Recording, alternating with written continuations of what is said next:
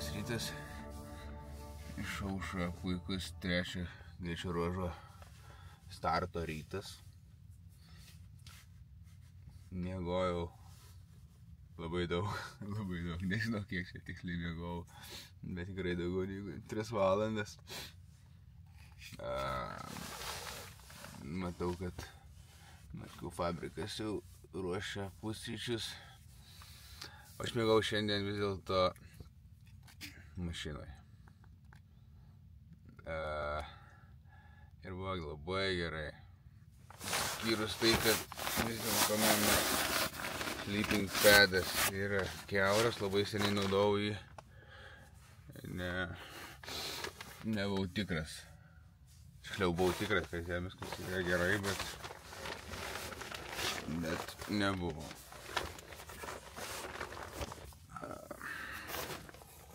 Vietas per akis. Iš pradžių sėdėjau ant sėdynės ir dariau nuotraukas ir tiesiog nulūžau vienu metu. Tada kažkada prabudau.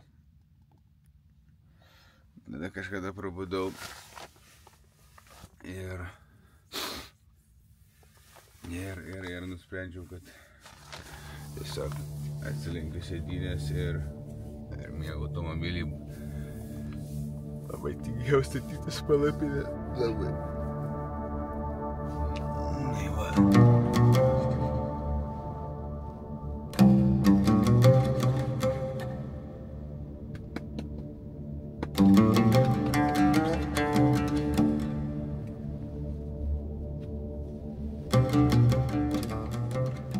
Jo, miegučiau tikrai labai norėjau. Tik supratau, kad šiaip tai net ir rintuvai nusistačiau net. Tai šiaip prabudau pačiu laiku, viskas tvarkoj. Maskvų fabrikas irgi kaip tik keliasi ir pusryčiauja. O aš supratau, kad kaip bivakės senais laikais čia viskas būtų. Kai miegė prie tave startuoja lenktynininkai, tai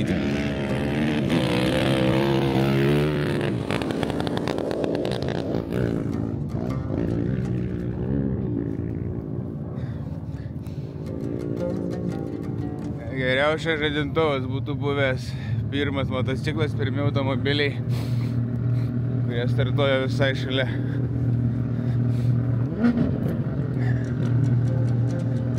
Tai kaip nepadarysi čia vienos kitos nuotraukos, kai tokia graži saulė. Oi, čia ir plataus kampo reikia būtinai. Maniau apsieisiu tik su zoomu, bet ne, bėgu atgal. Galvoju, padarysiu vieną nuotraukėlę tik tais ir vieną kitą. Bet čia taip paėjęs arčiau žiūriu, kaip kurie tiksliai sukasi, kaip čia viskas atrodo. Čia labai reikia plataus kampo.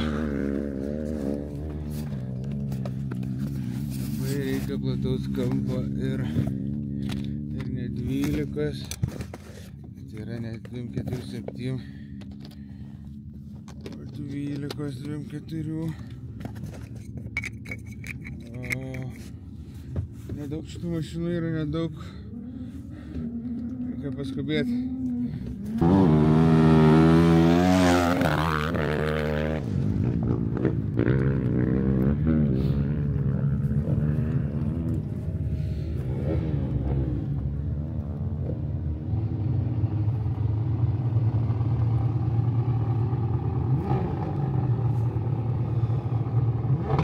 Labai gražu, saulė kyla. Labai gražu.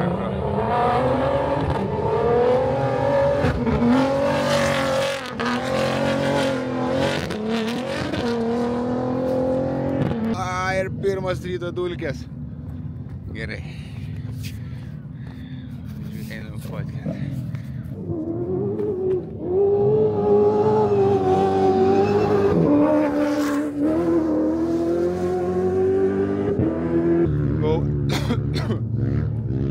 Palipė šiandien kalniuko, šiek tiek per vėlai startas, būtų buvęs truputį anksčiau, apie 10-15 minučių, būtų buvęs smagiau fotografuoti, nes dabar jau saulė pakilo.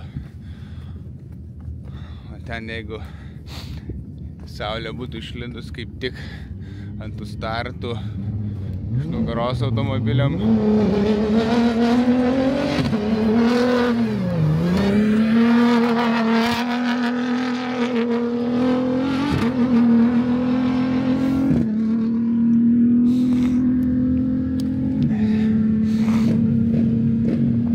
Startas visai čia pat moto lenktynininkų kempą, kuris yra taip pat porą šimtų metrų į ten. Puikiai vieta.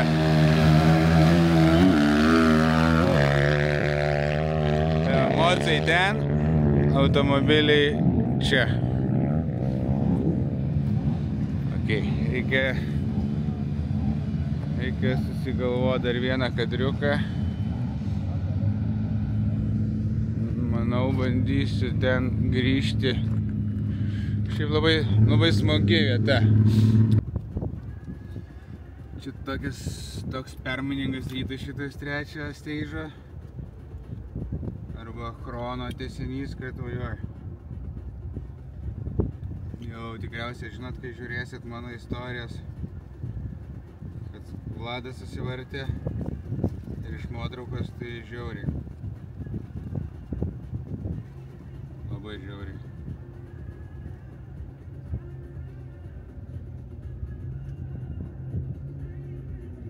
Tai vyručiai sveiki, tai svarbiausia.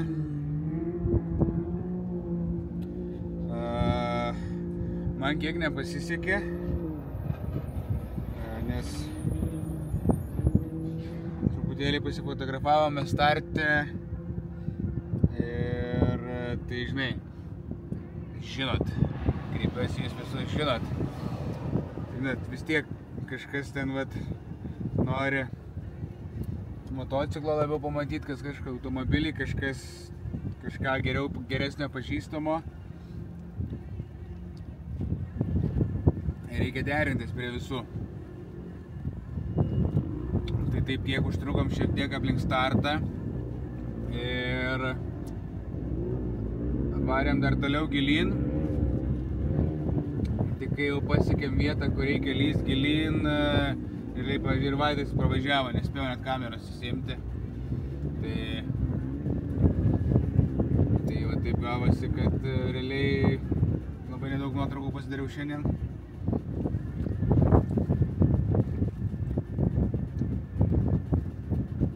Bet gal ir gerai, nes galėsim pabaigti pradėtus darbus. Kad jau nemažai, tiksliau beveik viską prapyliau šiandien ir prisėdau jau prie Contribui reikalų ir fotkių įkėliau ir darau daugiau nuotraukų ir sakiau gerai, pasidarysiu dalykus, kuriuos reikia pasidaryti, bet atvažiuoja Mykolas.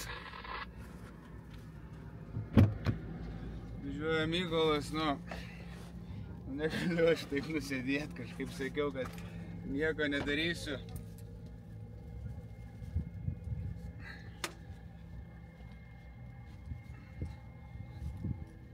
Bet negaliu.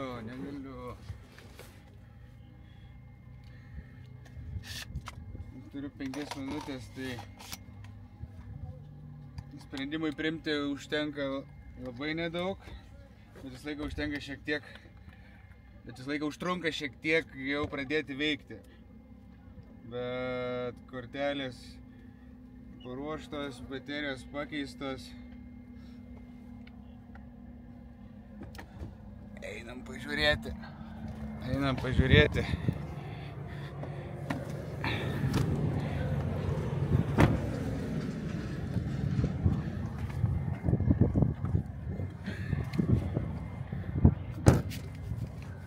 Iš tikrųjų, net jeigu ir nebūtum įlindę į kopas, nes ten taip,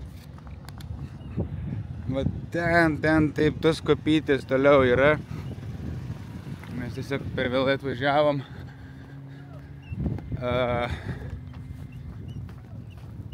Tai ir čia šiaip nebuvo labai bloga vieta, nepaisant to, kad šalia tilto, šalia kelio, bet čia yra labai smulks jau ir išdžiūvęs ir minkštas smėlis. Tai tos tokios vietos jos yra efektingos.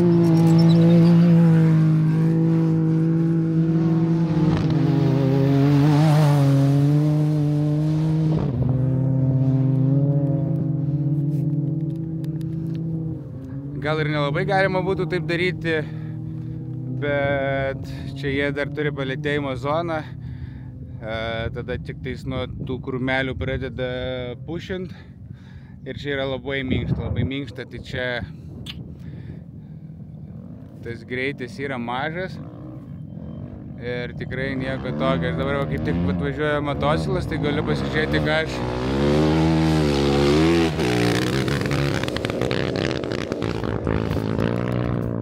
pasižiūrėjau, ką aš galiu padaryti, kai atvažiuos Mykolas. Vienas motociklininkas varo šiek tiek arčiau.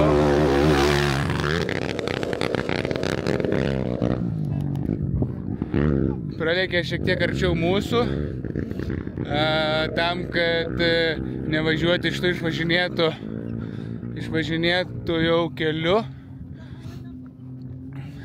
Aš manau, kad vėlgi, kadangi tai nėra labai pavojinga situacija, aš taip lysiu šiek tiek arčiau tikrai. Ir bandysiu jį nufotografuoti.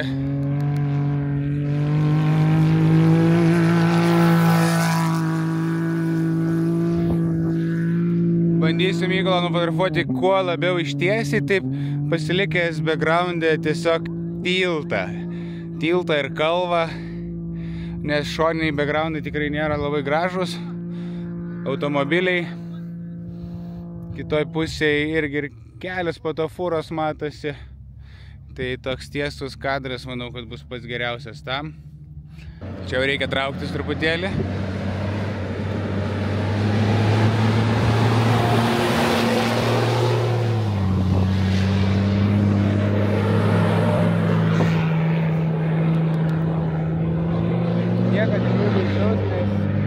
Sakiau, jie tik pradeda pagreitėti čia.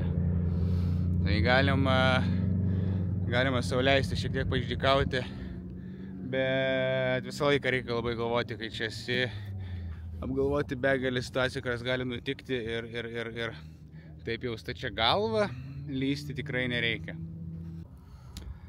Gerai, kad nepatingėjau, gerai. Fotkė yra.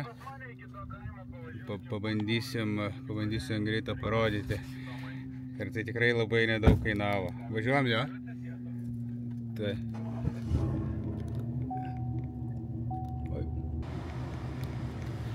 Tai. Gražu žiūrėti. Ir aš happy. Gal ir ta nuotrauka, kur nors pasinaudos. Labai daug nepasinaudoja, bet šitą gera. Kur važiuosim dabar?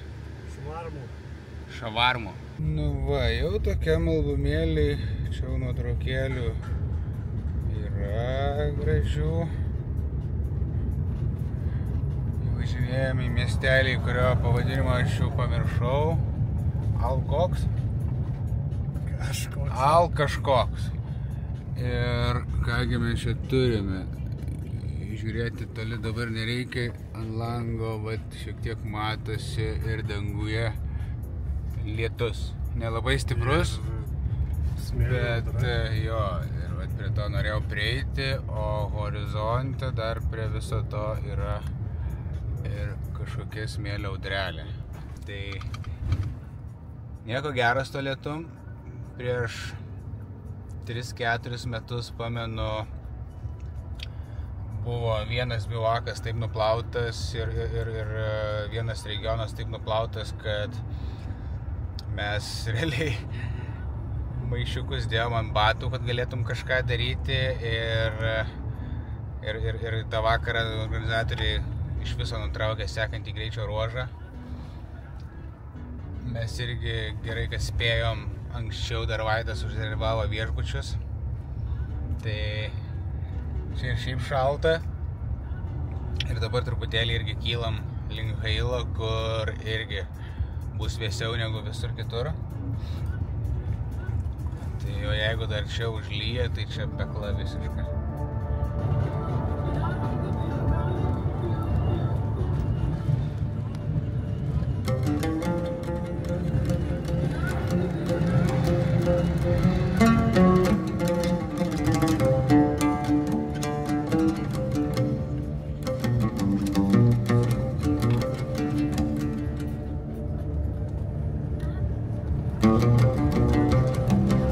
Lietus su smėlio audrelė, bandžiau prisiminti, bet šitą dar nesu patyręs. Bet mes jau esam visiškai čia pat viešbučio, kuris yra štai čia. Tomas ką tik sakė, kad su viešbučiu viskas gerai. Tai manau visai bus puikus laikas patikrinti viešbučių aplinkybės Saudė.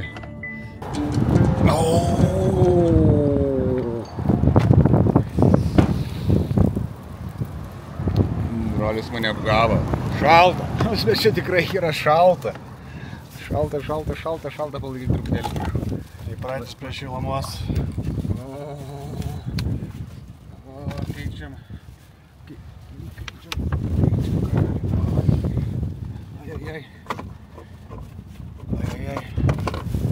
Labai šalta lyja. Gerai, kad nestipriai lyja, bet krauname švutkės ir keliaujame į viešbutį. Viena iš automobilių turi keliauti į nuomą ir taip jau sutapo, kad atgal į nuomą. Taip jau sutapo, kad maniškis turi keliauti, todėl dar kartą tenka persikraustyti iš automobilio į automobilį.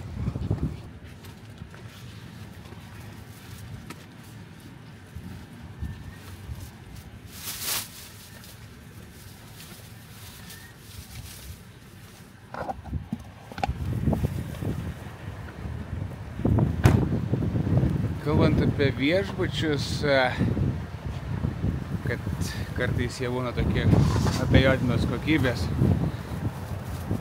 Tai čia, žinai, ne visada yra kažkoks biudžeto ar pinigų klausimas.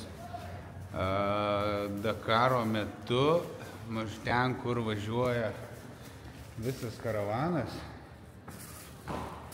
paprasčiausiai trūksta viešbučių. Ir kai yra paskelbiama trasa, tai komandos griebėsi, įsilaisvinau truputėlį iš daiktų, tai komandos griebėsi labai greitai bukinti viešbučius.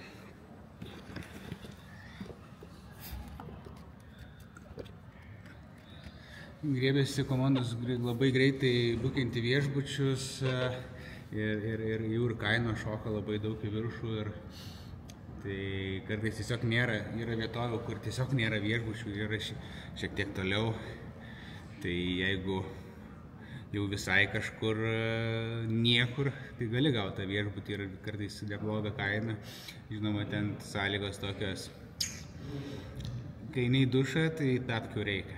Noris tikrai užsidėti tapkės, nes ten taip atrodo nekaip. Tai va, tais viešbučiais toks labai paprastai, ką gauni kartais tą imi. Be abejo, kainų įvairiausių yra. Jeigu kalbam apie kokį nors Riadą arba Džedą, kur yra labai daug viešbučių, tai ten gali ir prabangiai gyventi. Tai tikriausiai kaina yra iki, bet tam pačiam Riade ir praeisiais metais porą naktų gyvenom viešbutį su savo komandėlė, tai dabar gerai nepamenu, bet ten tikrai 4 žmonėm galima už 100 PM gauti visai neblogą viešbutį vienai nakčiai. Tai nėra čia kažkoks kosmosas. Viskas čia priklauso nuo to, ar jų yra visų pirma. O kai pas Tomą čia daug žmonių, tai kartais tenka žmonės plėtinti per 2 viešbučius. Tai labai įdomu, ką gausim čia. Čia, kur prisėdau, tai toks vat jau yra pareiškimas, auksinis veidrodis. Tai labai įdomu, kas laukia kambariai, kokie prabangos elementai. Būtinai parodysiu. Iki, draugai, laukiu sugrįžtant. Pasileisiu tavo video ir žiūrėsim, kai važiuosiu. Jėga. Tapkit Vyto patronais. Jej! Jo, labai geriausios žinios sklinda iš lūpų į lūpas. Lūpas. Jo, miego čia nedaug, bet dabar viešbutį mes esam 4:30. Dar Karolis tvarko kambarius, tai tikriausiai tuo jau pateksime į kambarį. Taip, 3 kambariai paruošti ir 3 kambariai atiduoti. Likę 7 bus už pusvalandžio.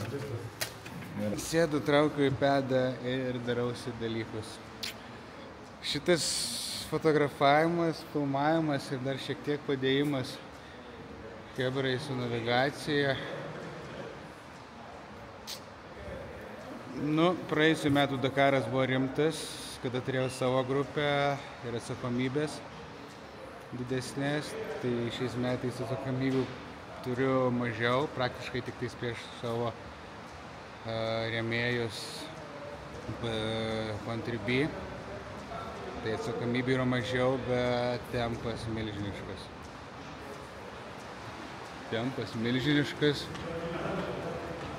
Tempas toks milžiniškas, koks ir lietus. Wow, tik stiprėja. Tai labai įdomu, kuo baigsis šitas lietus, nes yra buvę, yra buvę, kad ir nutraukė greičio ruožus, nes tas lietus čia neturi kur susigerti šituose kraštuose. Jisai neturi kur susigerti ir jisai tiesiog kažkur susirenka ir plaukia savo kažkokia vaga. Ir kartais ta vaga eina per bivaką, kartais eina per trasą. Gali būti labai daug dalykų.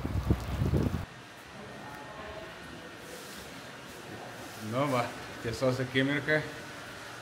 Ir kas laukia mūsų arabiškam viešbutį.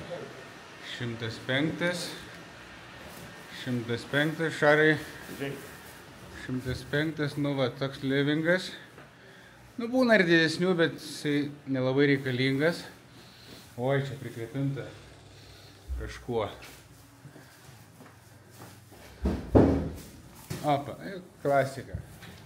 Double bed ir 2 singles.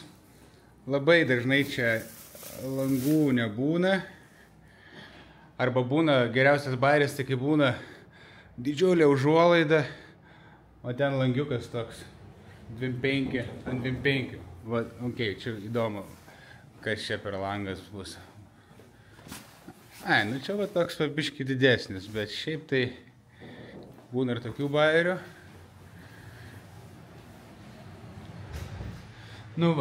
Čia irgi kaip visada. Tulikas kartu su dušu. Tai biškį nervuoja šitas dalykas. Tai labai dažnas atributas irgi būna viešbučiuose ta šluota vandens, kurio prasivalai ir tada gali į WC.